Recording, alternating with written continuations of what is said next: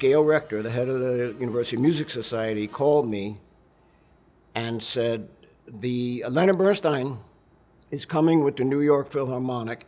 He would like to do a special number at the end of the concert, and could you make some kind of an arrangement of the Victors for the New York Philharmonic? I said, yeah, I did 1,000 arrangements of it over the course of the years.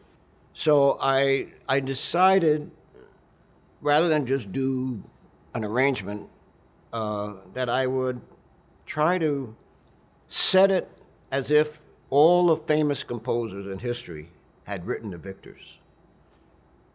And I thought, well, New York Philharmonic, they know what Bach and Mozart and those people play like, so I'll write their version of the Victors. And that's what I did. I wrote an introduction, and then I wrote a variation in the form of Bach, in the form of Mozart, Tchaikovsky, Stravinsky, as I thought they might write it. And then at the end, it became the Victors as we know it. And I guess Bernstein liked it. And so we went to the concert. I was invited, of course, and they played it. And the audience went crazy at the end. And I had, from them doing all the halftime shows in the stadium, I really had learned how to make good endings for the music. So this had a really good ending.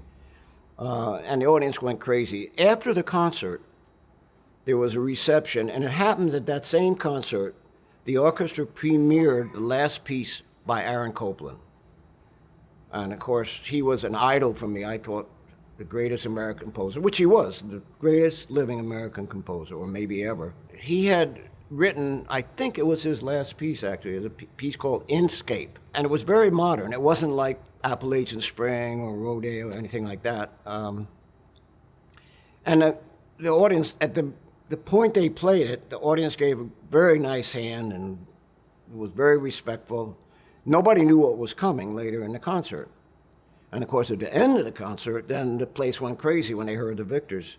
So at the reception, Bernstein says, you have to meet Aaron Copland, blah, blah, blah, blah. So we went up to meet him and talk to him.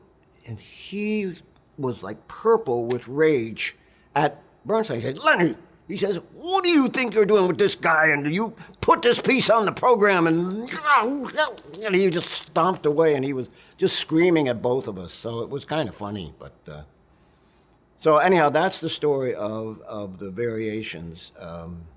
They have never been played since then.